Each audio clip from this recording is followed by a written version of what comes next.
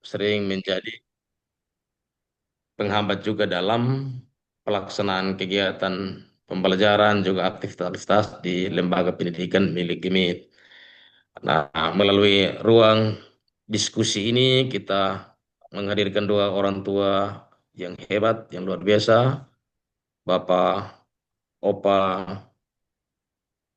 Willy, juga Bapak Profesor Yafet untuk bisa berbagi bersama kita di GIMIT dalam rangka eh, memiliki pemahaman yang sama soal bagaimana mengatur sekolah-sekolah kita dengan adanya keputusan untuk tidak boleh bayar SPP atau sekolah gratis ini. Ini memang dua hal yang harus diberi perhatian secara serius agar lembaga-lembaga kita tetap bersemangat untuk urus anak-anak sekolah, tetapi di sisi yang lain mereka juga bisa diberi dukungan untuk bisa melaksanakan tugas dan tanggung jawab sebagai lembaga pendidikan yang akan membentuk anak-anak kita menjadi anak-anak cita Kristus yang baik.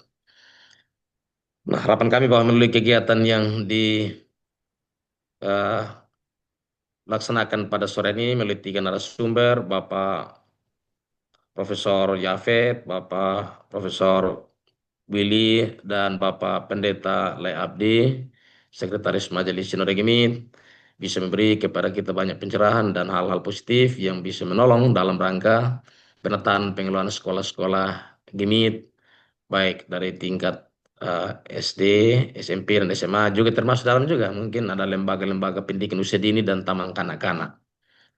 Kami harap bahwa kegiatan ini bisa dilakukan dengan lancar dan bisa memberi dampak dan juga manfaat bagi pengelolaan sekolah-sekolah kita di IMIT. Mohon maaf kami sebagai Majelis Sinode tidak bisa hadir semua karena Bapak Ketua Sinode saat ini masih dalam perjalanan dari kegiatan di Talaut, lalu Pak Sek bersama saya yang ada di kantor, Bapak Wakil Ketua juga masih berada di luar, sehingga kami sebagai Majelis Sinode yang ada di tempat ingin menyatakan bahwa selamat melaksanakan kegiatan diskusi dalam rangka kita membicarakan tentang peluang dan tantangan serta meneropong putusan Mahkamah Konstitusi nomor 3 tahun 2025 ini, khususnya dalam hal pengelolaan sekolah-sekolah kita di GIMIT. Kiranya kegiatan ini menolong dan memberkati kita sekalian. Shalom. Ya, terima kasih Bapak Bendahara Majelis Sinode, Bapak Penatua Yefta Senam yang telah eh, menyampaikan sepan awal gambaran bagi kita. Ya, baik Bapak Mama, menyangkut dengan diskusi hari ini, ya, eh, memang masalah pendidikan itu menjadi masalah yang hal yang sangat urgen dan menjadi kebutuhan dari setiap manusia. Dia menjadi kebutuhan pokok, masuk dalam kebutuhan pokok, dan juga menjadi bagian dari hak asasi eh, manusia. Nah, eh, menyangkut dengan pokok kita di diskusi kita di hari ini, ya tentang putusan MK nomor 3 garing eh, PUU eh, Romawi 22 garing 2025. Ya, ini lahir sebenarnya dari sebuah pergumulan yang besar eh, menyangkut dengan hak asasi tentang pendidikan itu. Ya, beberapa orang lembaga kemudian mengajukan gugatan kepada Mahkamah Konstitusi menyangkut dengan sistem pendidikan kita. Dan akhirnya diputuskan keputusan ini menyangkut dengan pendidikan tanpa pungutan biaya. Ya, kadang-kadang ini ditafsirkan sebagai pendidikan gratis. Nah, apa dan bagaimana hal itu kita lihat eh, hari ini telah ada dengan kita tiga orang pemateri. Yang pertama Bapak Pendeta Lai Abdi Wenyi MSI, Sekretaris Majelis Sinode Gemit, yang nanti akan memberikan kajian dari perspektif teologis dalam hal ini menurut pandangan Gemit. Ya. Lalu nanti yang kedua itu ada Bapak Profesor Yafet Yosafat Wilbenrisi, SH, MSI, PhD, LLM. Ya, guru besar pada Fakultas Hukum Universitas Kristen Satya Wacana Salatiga dan juga menjadi Komisi Pendidikan di PGI. Ya, eh, beliau akan memberikan kajian dari perspektif hukum atau dari regulasi perundang-undangan. Ya, dan yang ketiga itu ada dengan kita Bapak Profesor Dr.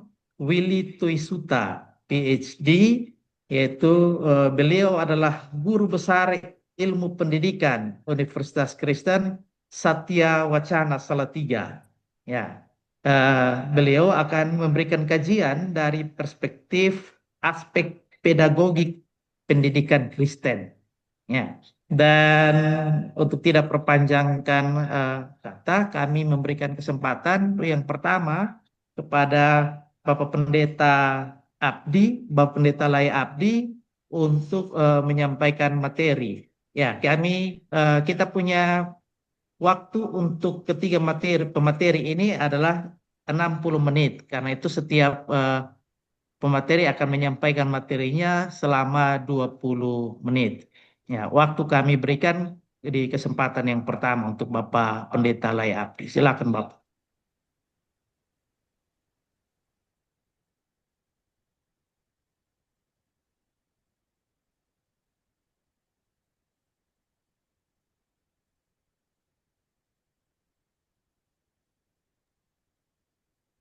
Ya, mungkin kawan-kawan lihat apakah sudah nampak share screen di layar masing-masing.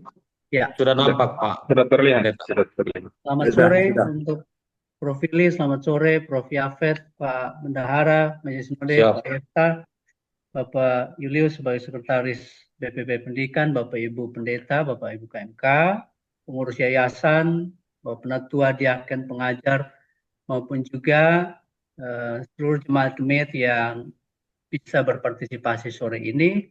Salam selamat sore bagi kita sekalian. Saya akan bicara dari perspektif, ya saya memberi judul bagi materi ini adalah pendidikan dalam perspektif teologis eklesiologis Gemit, karena memang kita akan melihat dalam dua perspektif tersebut.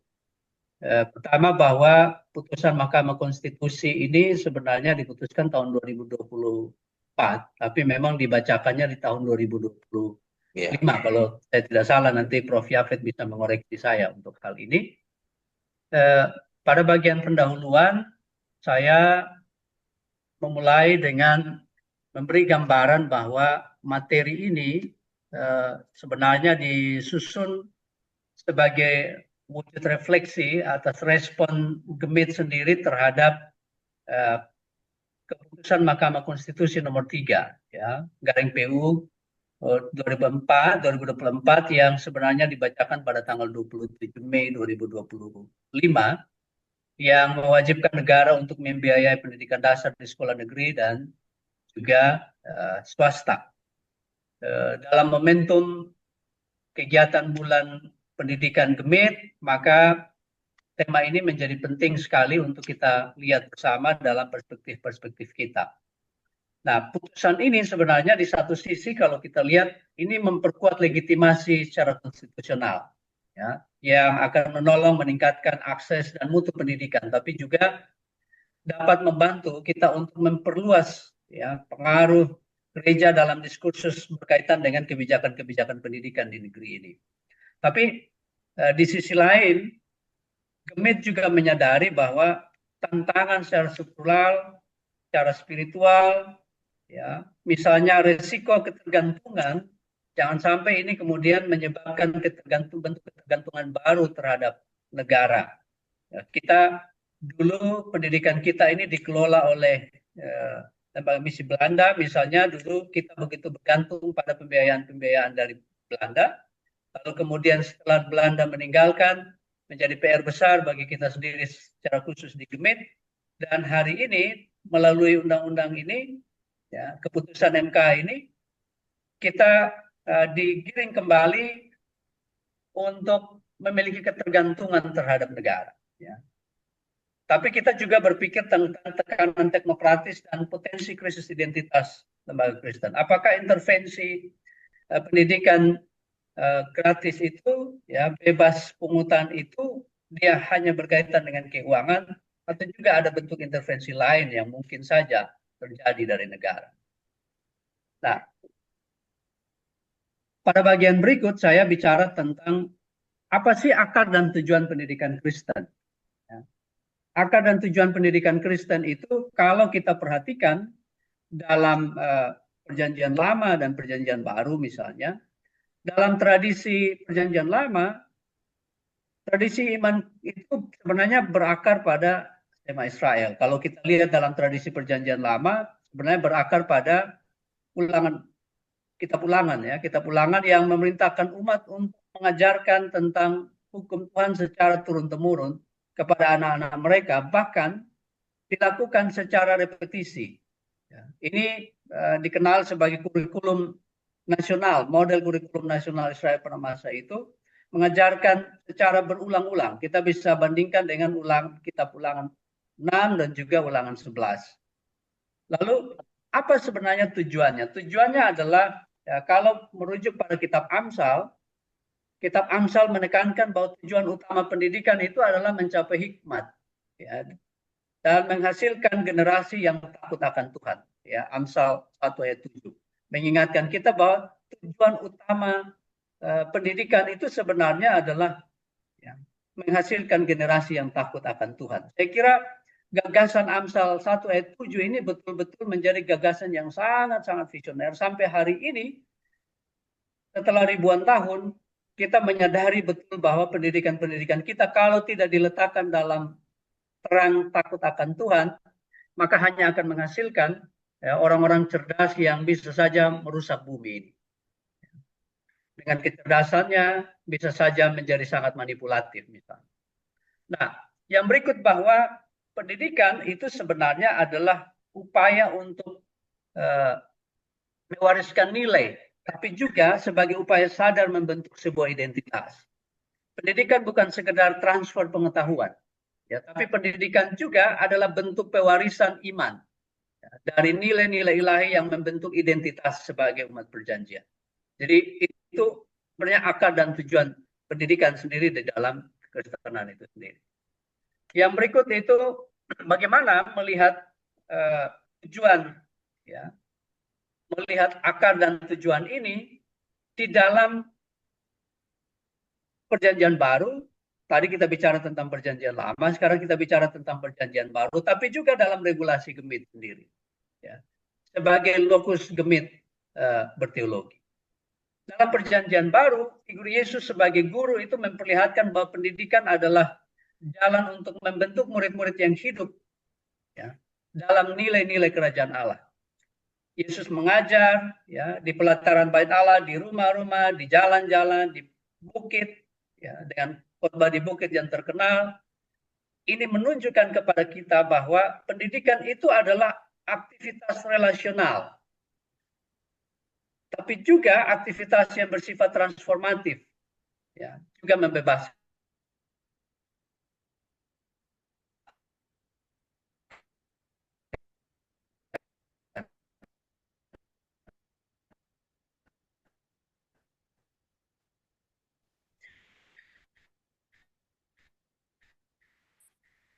Ini menjadi mandat penting juga, misalnya Matius 28, kita diberi tugas bukan hanya tapi juga mengajar, ya, bicara tentang pendidikan karakter. Ya.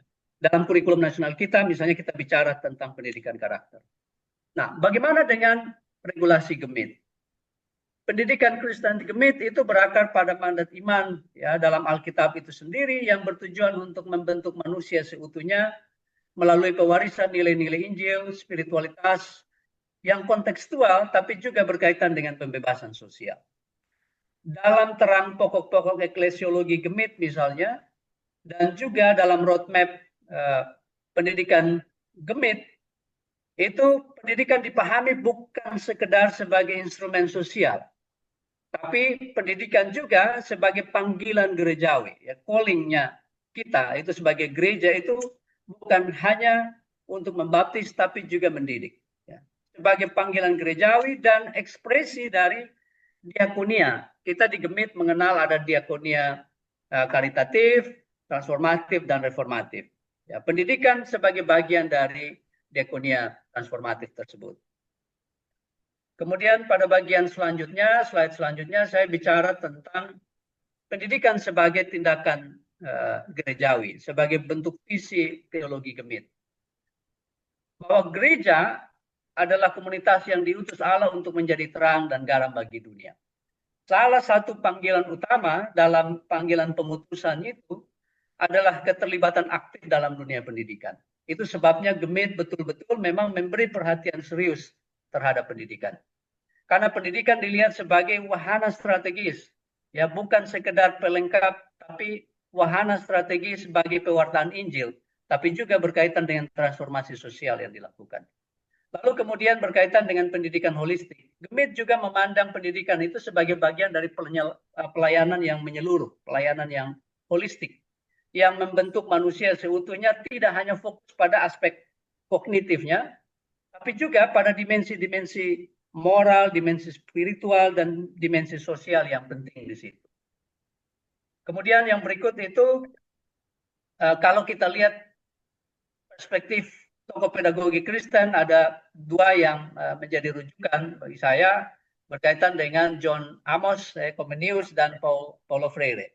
Ya, John Amos bicara tentang panseisme yang menekankan pembelajaran yang tidak hanya bersifat informatif, tapi juga pembelajaran yang sifatnya transformatif untuk membentuk manusia yang seutuhnya, yang holistik. Tapi Paulo Freire juga mengingatkan kita bahwa yang penting dalam proses pendidikan itu berkaitan dengan membentuk kesadaran kritis. Ya. Freire menekankan tentang tujuan utama pendidikan sebagai upaya untuk membangun kesadaran kritis yang memungkinkan peserta didik itu membaca dan mentransformasi realitas ya, penindasan yang terjadi. Nah, ini berkaitan dengan roadmap pendidikan Gemit ya. Dan juga proyeksi sinergitas ya menuju Gemit Emas 2047. Dalam dokumen roadmap pendidikan Gemit, Gemit menggagas visinya untuk membentuk peserta didik yang berhikmat, Pancasilais, ya, tapi juga siap hidup dalam masyarakat global. Kemudian diturunkan dalam 5 strategi utama yang akan dilakukan dan hari ini dilakukan oleh Gemit. Yang pertama adalah soal penguatan tata kelola dan kepemimpinan.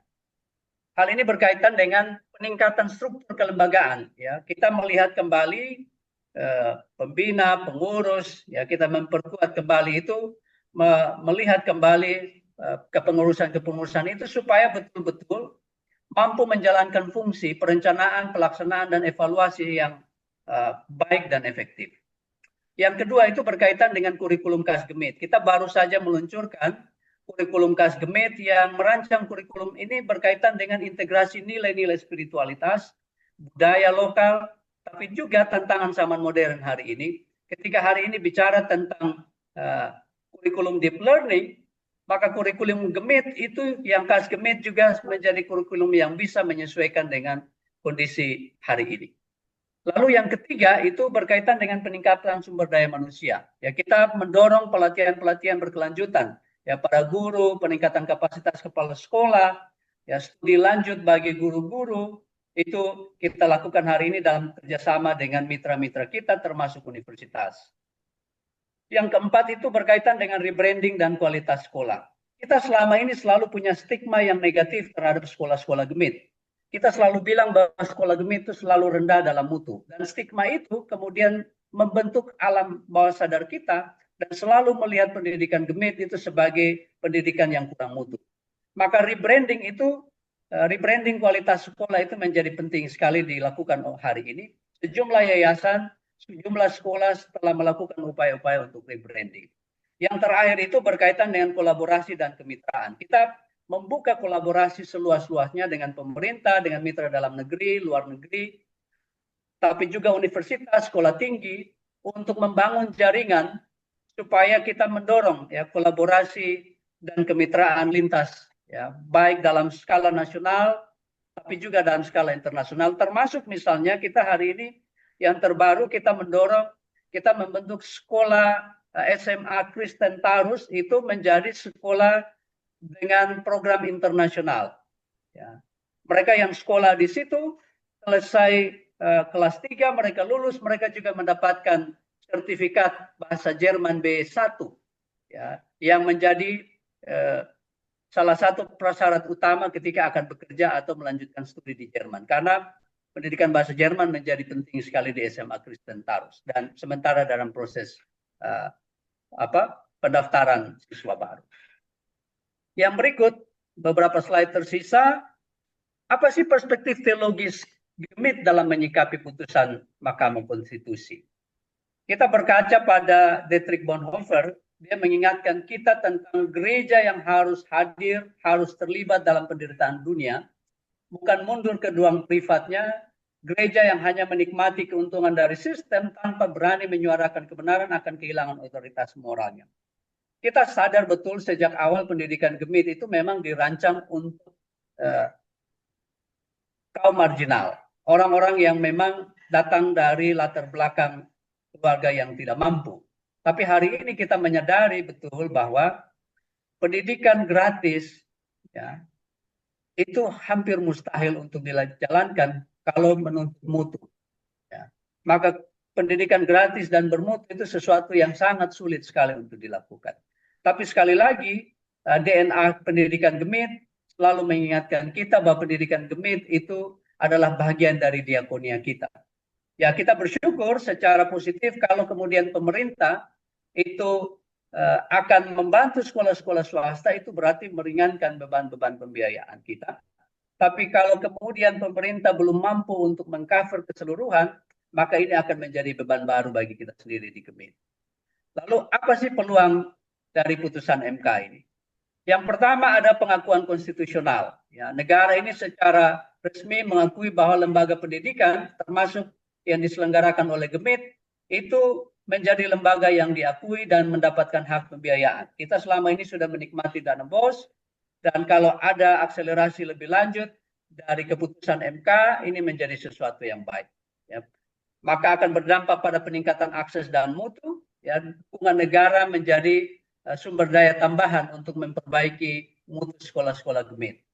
Tapi juga berkaitan dengan legitimasi gereja untuk membuka ruang bagi GEMIT untuk terlibat aktif dan strategis dalam penyusunan kebijakan pendidikan di tingkat lokal tapi juga di tingkat nasional.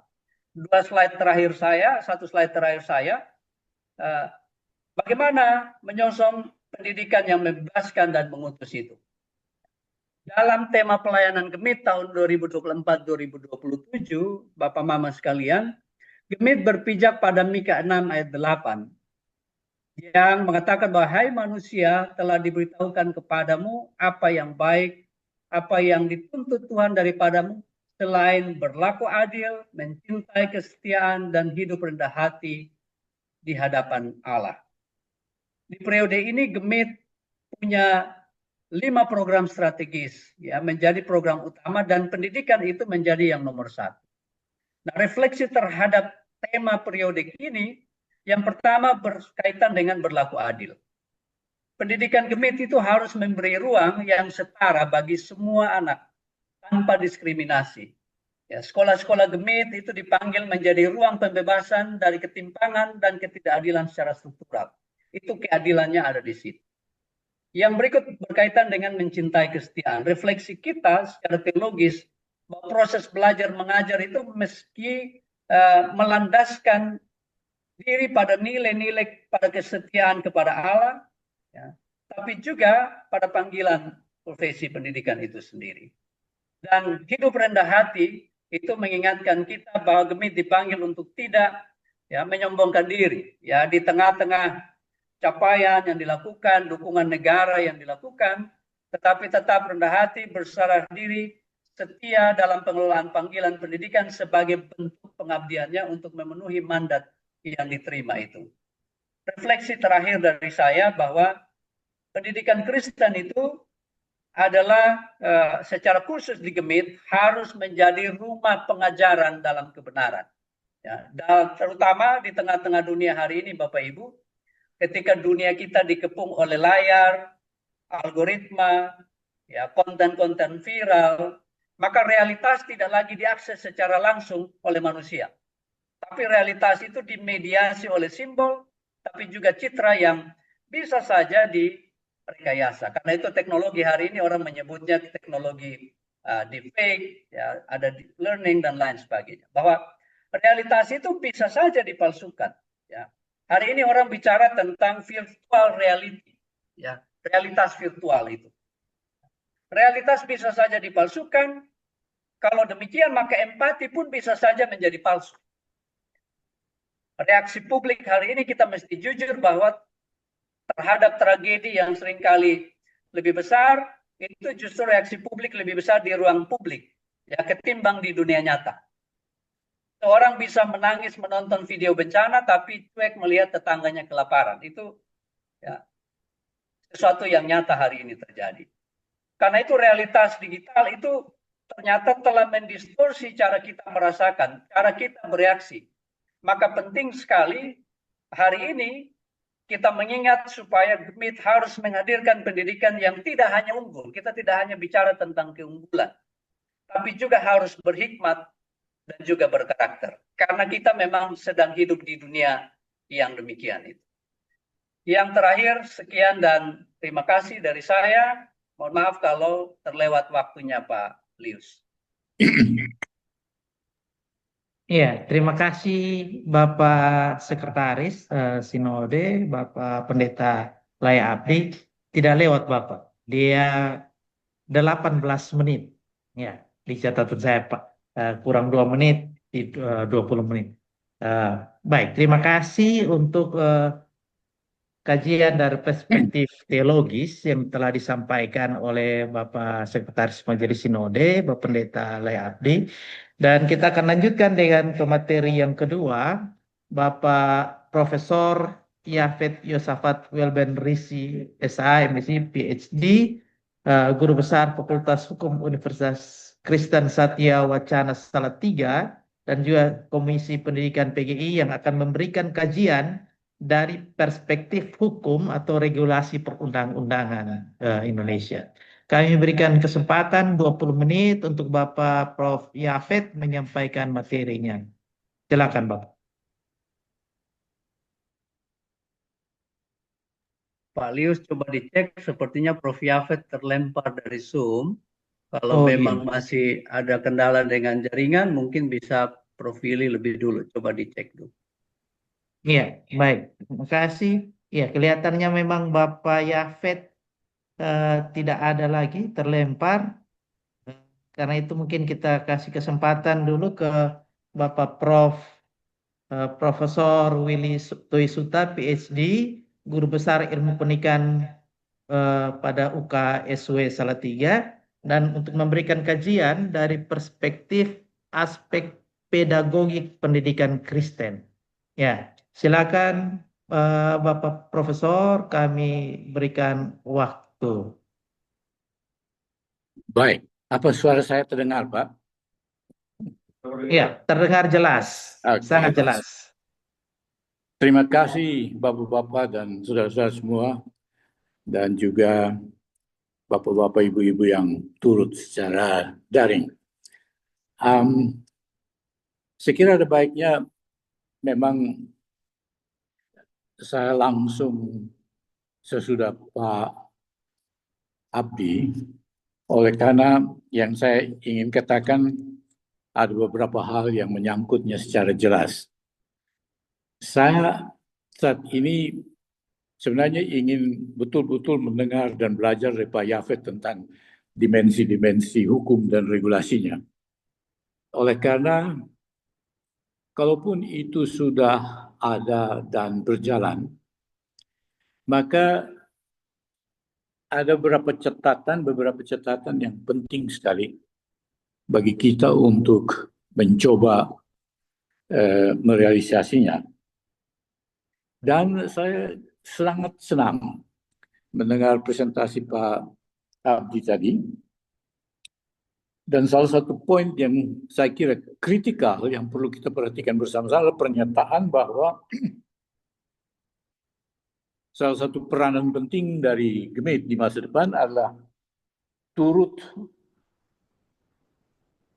mempengaruhi, merumuskan, dan mengerahkan kebijakan pendidikan secara nasional, bukan lagi regional. Hal ini sebenarnya adalah inti dari presentasi saya. Jadi, sekali lagi dalam perspektif semacam itu, saya ingin Bapak dan Ibu semua ingat dia baik-baik, bahwa Gemit telah melihat satu peranan transformasi.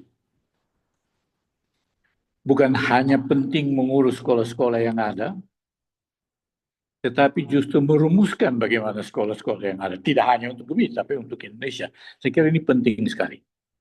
Ini membutuhkan kesungguhan, dedikasi, kemampuan intelektual, kemampuan sosial, etikal, dan spiritual yang sangat penting. Jadi, dalam konteks itu, saya ingin memberi beberapa tanggapan saya tentang undang-undang ini. Pendidikan yang gratis, ya, saya kira itu sudah seharusnya terjadi sejak tahun 45.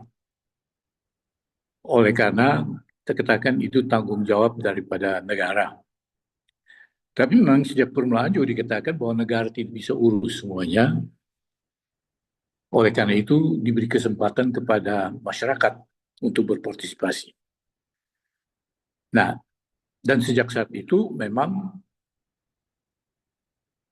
kebijakan ini berjalan.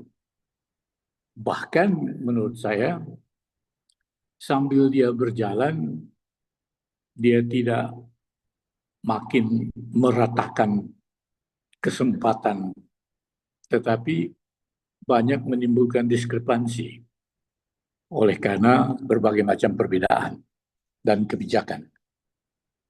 Jadi sebenarnya kalau nanti dibilang bahwa pendidikan ini gratis ditanggung oleh negara, tentunya tidak bisa semua. Tetapi partisipasi negara di dalam turut membiayai pendidikan swasta termasuk punya Gemit, itu harus dilihat sebagai satu anugerah yang luar biasa. Dan itu kesempatan betul-betul yang sangat baik bagi kita untuk merumuskan kembali tanggung jawab kita. Mengapa kita bikin sekolah kita sendiri? Dari permulaan, jangan lupa saudara-saudara, bahwa pendidikan Kristen itu, bahkan pendidikan swasta itu sudah terjadi jauh sebelum ada pendidikan negeri. Oleh karena pendidikan swasta, pendidikan Kristen sudah mulai sebelum kemerdekaan. Jadi, kalau saya katakan kesempatan dan tanggung jawab yang harus dirumuskan kembali ini begini. Pemberian pendidikan yang gratis itu bagian dari tanggung jawab untuk merealisasikan amanah daripada Undang-Undang Dasar Republik Indonesia, bahwa satu soal semua anak siapa saja berhak memperoleh pendidikan. Nah, yang menarik di sini Bapak-bapak dan Ibu-ibu, ini prinsip pertama dari 3 dimensi pedagogik yang harus kita kejar dan kita rumuskan. Yaitu yang pertama adalah equality dan equity. Equality ini kan kesempatan memperoleh pendidikan kepada semua anak Indonesia tanpa kecuali. Menyusul dengan equality yaitu kesempatan memperoleh pendidikan, adalah prinsip equity, yaitu semua yang memperoleh pendidikan berhak mendapat layanan pendidikan yang sebaik-baiknya tanpa diskriminasi apapun. Yang penting di sini adalah bahwa anak Indonesia mempunyai kesempatan dididik dan dididik dengan sebaik-baiknya. Itu sebabnya saya senang pada istilahnya mantan Presiden Obama, no child left behind. Jadi tidak ada anak yang harus tertinggal atau akan tertinggal. Nah, Bapak-bapak dan saudara-saudara semua, prinsip yang penting di sini adalah kesetaraan. Kesempatan yang sama, memperoleh layanan yang sama, itu adalah persoalan kesetaraan. Dan kesetaraan ini sangat penting sekali bagi kita, oleh karena di samping pelaksanaan kesetaraan ini, ada prinsip yang kedua, yaitu prinsip kepelbagaian, diversity. Jadi equity dan diversity ini dan equality ya, jadi satu. Kenapa penting kesetaraan di dalam kepelbagaian? Selama ini ada dua hal menonjol dalam kebijakan pendidikan yang terus-menerus saya belum berdamai dengan ini. Yang pertama adalah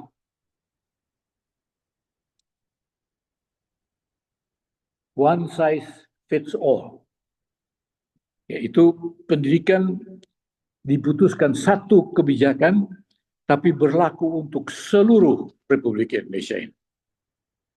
Jadi kebijakan merdeka, belajar merdeka, semua belajar merdeka. Tetapi merdeka di Pulau Tual, belajar di sana, merdeka betul karena tidak ada apa-apa di sana. Misalnya. Atau pulau-pulau terpencil di NTT. Jangankan terpencil, di belakang-belakang TTS aja juga masih susah misalnya. Itu ada grade saya lihat di situ. Jadi kesetaraan ini di dalam kebijakan nasional yang satu kebijakan berlaku untuk semua daerah Republik ini, itu sudah menunjukkan tidak tercapainya kesetaraan ini. Oleh karena berdasarkan jumlah guru berkualitas yang tersedia, tidak sama di seluruh Republik ini.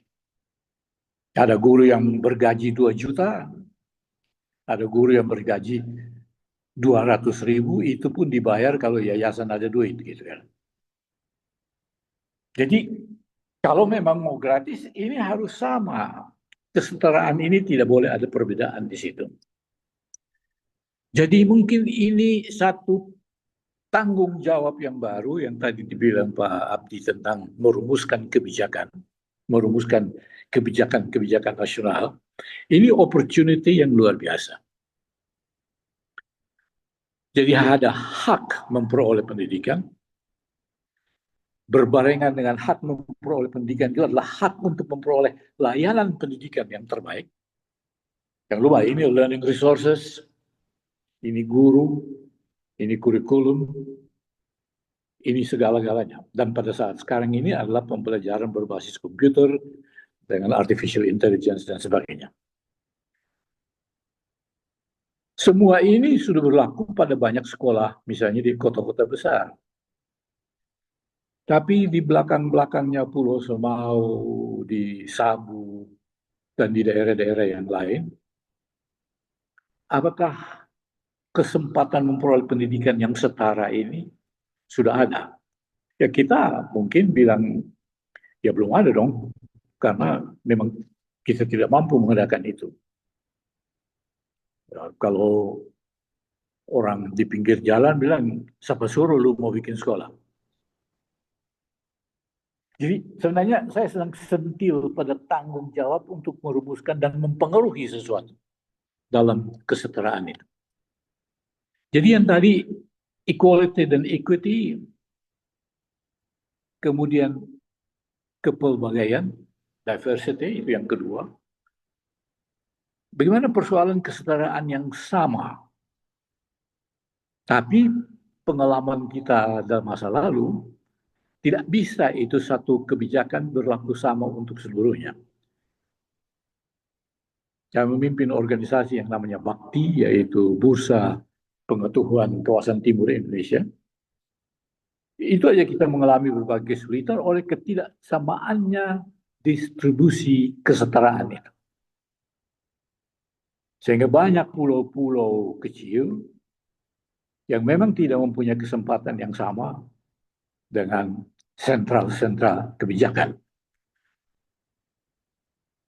Kalau sekolah itu menjadi gratis, maka sebenarnya ini pertama-tama harus menjadi prioritas. So, jangan gratisnya itu hanya berpusat pada hal-hal yang tertentu dan tempat-tempat yang tertentu, tapi daerah-daerah yang membutuhkan itu tidak mempunyai hak dan kesetaraan yang sama. Jadi saya ingin kita sama-sama berpikir tentang soal ini secara serius. Bagaimana kita men-treat semua sekolah kita untuk memperoleh kesetaraan dan kepelbagaian itu tidak berbeda. Nah, ini menjadi persoalan yang sangat sulit sekali. Prinsip pedagogik yang ketiga yang harus dipenuhi nanti dengan undang-undang ini adalah inklusivitas. Sudah semua punya hak, pelayanan yang sama, tetapi juga kepada semua anak berarti ada kepelbagaian, ada perbedaan, tidak hanya perbedaan antara tingkat dan kemampuan, tapi juga perbedaan fisik, psikologis, dan lain-lain. Ya. Mereka harus dididik dengan standar cita-cita yang sama, tetapi dengan approach yang berbeda-beda berdasarkan kebutuhan dan keberagaman yang berbeda-beda. Nah, ini bukan merupakan persoalan yang kecil. Jadi itu satu isu besar dulu ya. Masih ada dua lagi supaya saya tidak kehabisan waktu. Jadi itu satu. Bapak-bapak dan ibu-ibu, prinsip kita tentang kesetaraan artinya bagi semua anak, no child left behind, tidak ada anak yang tertinggal, tetapi itu tentu harus berarti juga tidak ada guru yang melarang. Bapak ikut zoom di belakang. Kurang. Apa ini? Bisa terus, Pak? Ya, silakan Bapak. Kayaknya ada yang bocor. Oke. Jadi itu kesetaraan ya. Jadi kepelbagaian dan yang ketiga itu inklusivitas.